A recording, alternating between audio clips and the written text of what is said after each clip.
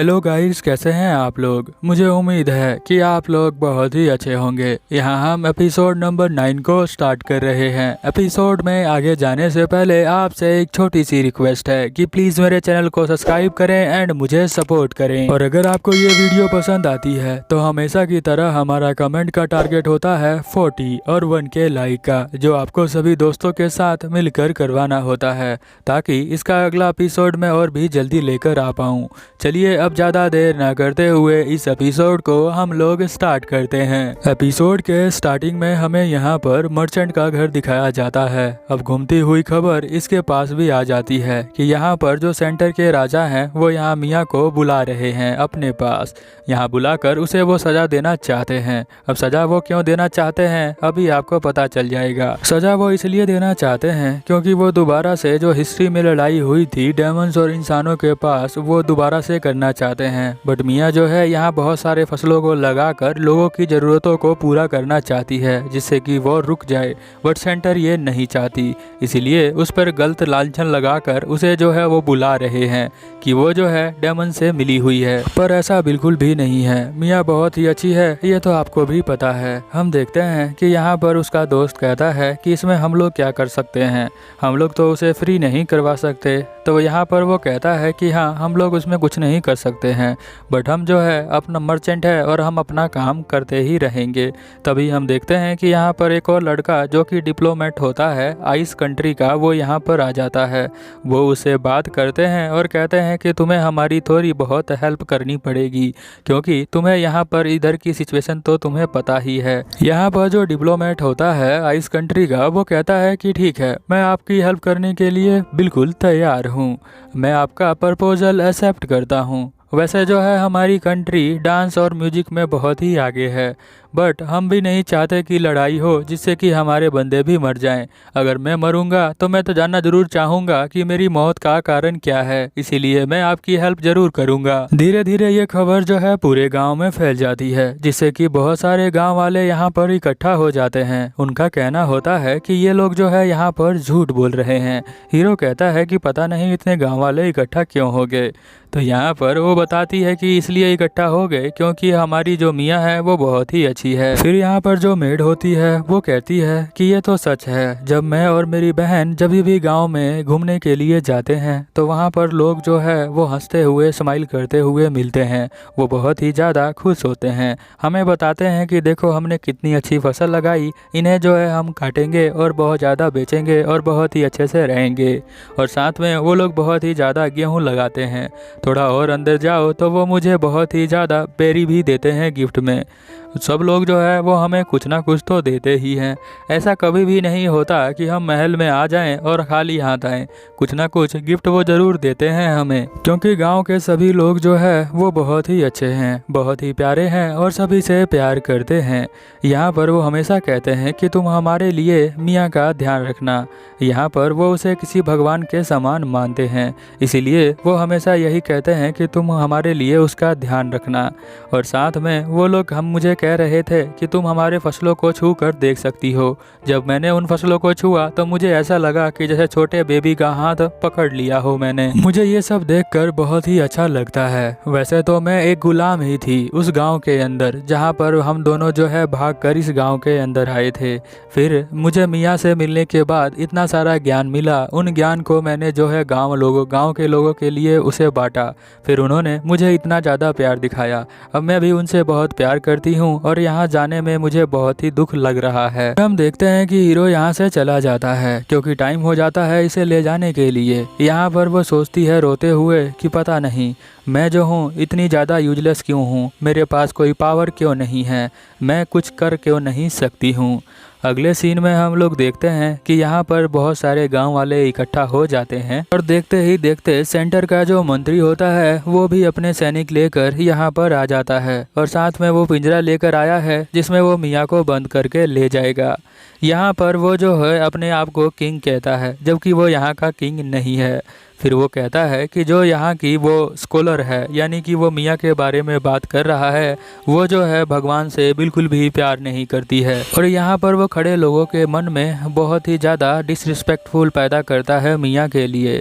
तभी हम देखते हैं कि यहाँ का जो किंग होता है वो भी यहाँ पर आ जाता है। ये असली किंग है यहाँ का। यहाँ पर हम देखते हैं कि वो कहता है कि जाकर उसे लेकर आओ। हम देखते हैं कि मियाँ जो होती है यहाँ पर आ जाती है, बट ये मियाँ नहीं है, वो मेड है जो उसने रिंग पहना हुआ है। उसको देखने के लिए यहाँ पर एक बंदा आता है और साथ में ये लोग जो है एक पिंजरा लेकर आया होते हैं जिसमें उसे बांध दिया जाता है। यहाँ पर वो जो किंग होता है जो कैपिटल से आया है वो कहता है कि इसके रिलेशन जो है डीमंस के साथ है, इसीलिए मैं यहाँ पर इसे लेकर जा रहा हूँ। इसकी पनिशमेंट इसे ज़रूर मिलेगी। फिर हम देखते हैं कि यहाँ के जो लोग होते हैं ये सब देखकर उन्हें बहुत ही बुरा लग रहा होता है। वो उसकी बातों पे बिल्कुल विश्वास नहीं करते हैं, बट वो कुछ बोलते नहीं। फिर हम देखते हैं कि वो मियाँ को खींच कर ले जाने लग जाते हैं और साथ में उसे मारना स्टार्ट कर देते हैं, जिससे कि उसके कपड़े फट जाते हैं और वो बार बार बहुत ही तेज तेज उसे मारते हैं तो उसके बॉडी से ब्लड बाहर आने लग जाता है, जिसे देखकर यहाँ के लोगों को बिल्कुल भी अच्छा नहीं लगता है।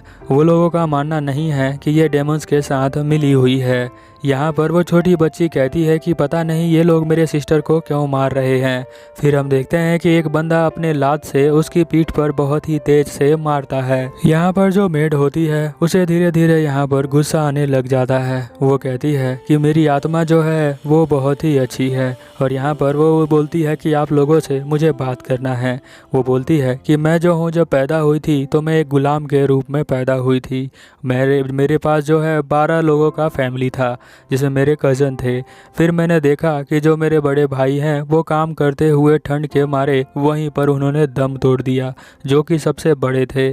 फिर कुछ दिनों बाद मेरी जो सिस्टर थी उसे जो है मेरे ज़मीन के मालिक ने लेकर चला गया, और फिर मेरी सिस्टर जो है वो कभी भी वापस नहीं आई। फिर कुछ दिनों बाद यहाँ पर ठंड दोबारा से वापस आ गई। उस ठंड में किसी का भी काम करना बहुत ही मुश्किल था, तो मेरे जो दूसरा बड़ा भाई था वो भी यहाँ पर मर गया, और मेरे जो दूसरी सिस्टर थी उसे चिकन पॉक्स की बीमारी हो गई थी। उसी वजह से इन लोगों ने उसे जो है जलाकर मार दिया। अब मैं और मेरी छोटी बहन 2 ही बचे हुए थे।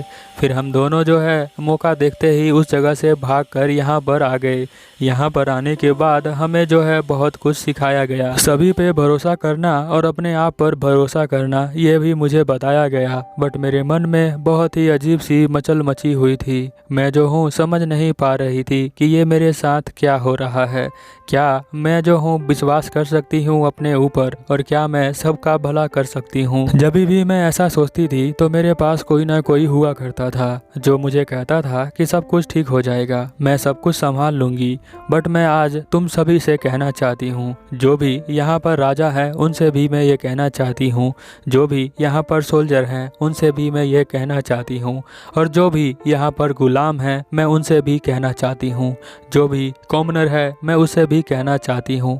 मैं तुम सभी से कहना चाहती हूँ कि मैं अपने आप की ज़िंदगी को गुलाम के रूप में बिल्कुल भी एक्सेप्ट नहीं करती हूँ, और मैं जो हूँ ये बिल्कुल सही कह रही हूँ। यहाँ पर ये मेड ऐसा इसलिए कह रही है क्योंकि पहले ज़माने में जो गुलाम हुआ करते थे उनसे काम करवाने के बाद उन्हें 2 वक्त की रोटी भी नहीं दिया जाता था, और साथ में उन्हें बहुत ही ज़्यादा पनिशमेंट दिया जाता था छोटी छोटी बातों को लेकर।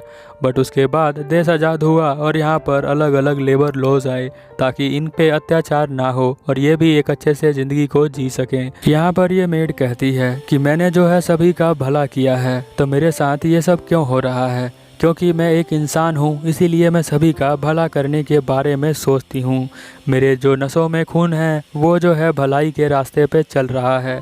मैं कोई इंसेक्ट नहीं हूँ। क्या तुम सभी कोई इंसेक्ट हो? क्या तुम कोई इंसान नहीं हो? मुझे ये सब बताने की तुम्हें क्या ज़रूरत है? बट मुझे लगा कि मैं अब इंसान बन चुकी हूँ, इसीलिए मैं तुम्हें बोलना चाहती हूँ कि अब मैं इंसान बन चुकी हूँ। क्या तुम सभी इंसान बन चुके हो? क्या तुम जो चाहते हो वो कर पा रहे हो? क्या तुम, अगर तुम्हें एंजॉय करने का मन होता है तो क्या तुम वो खुले में एंजॉय कर पाते हो? क्या अंदर से अभी भी दबे दबे रहते हो? क्या तुम इंसान बन चुके हो? भगवान ने हमें ये सब दिया हुआ है। ये पृथ्वी, आकाश और ये जितने भी खेत हैं ये सब तुम्हारे हैं। क्या तुम्हें खुश रहने का कोई हक नहीं है?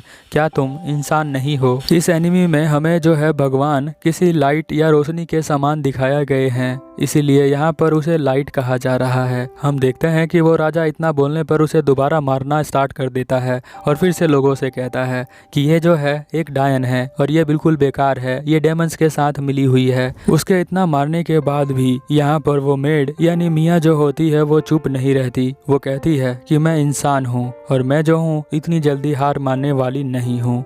मैं जो हूँ इन सभी लोगों के साथ हूँ और मैं इनसे बातें करना चाहती हूँ।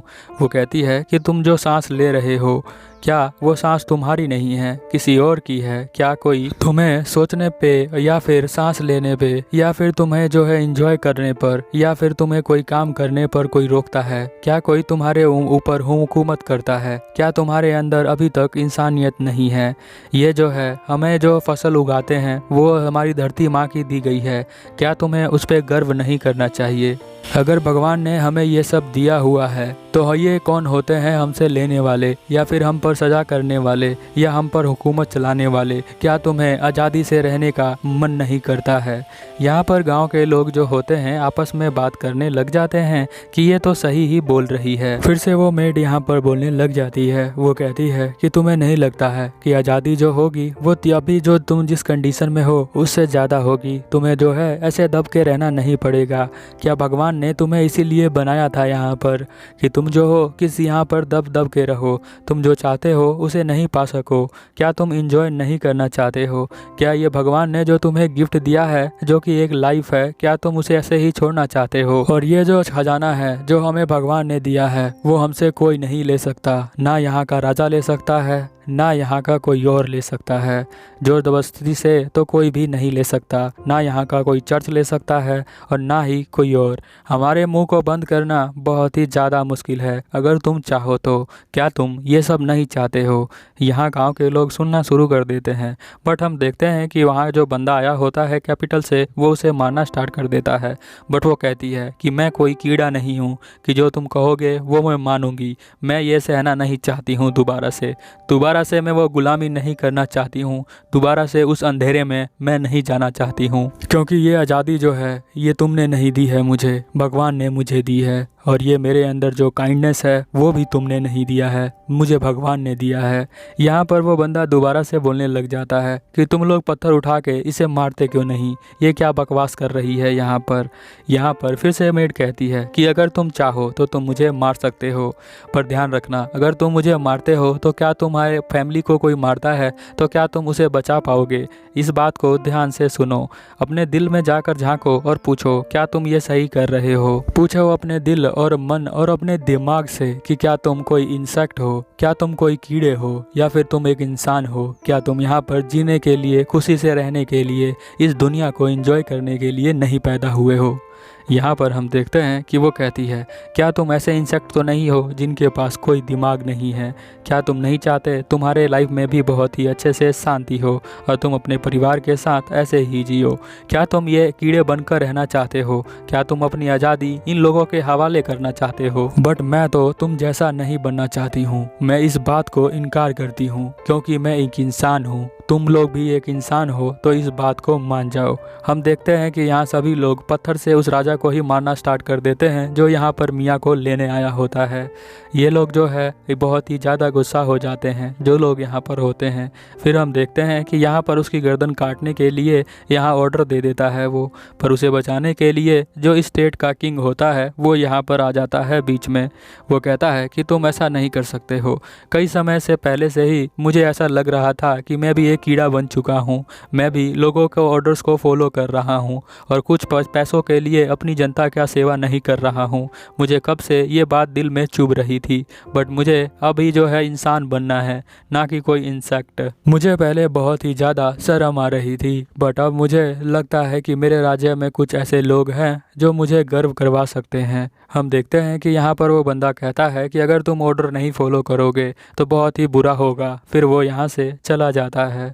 अगले सीन में हम देखते हैं कि यहाँ डेमंस के लोगों में भी एक बंदा होता है जो यहाँ पर दुनिया का राजा बनना चाहता है। इसके दिल में भी यही ख्वाब होता है। दोबारा से सीन चेंज होता है, हम हीरो को देखते हैं जहाँ पर वो कहता है कि मुझे माफ़ कर देना। फिर वो कहती है कि नहीं, मुझे माफ़ कर दो, मैंने तुम्हारी बात नहीं मानी, मैं अपने आप को रोक नहीं पाई।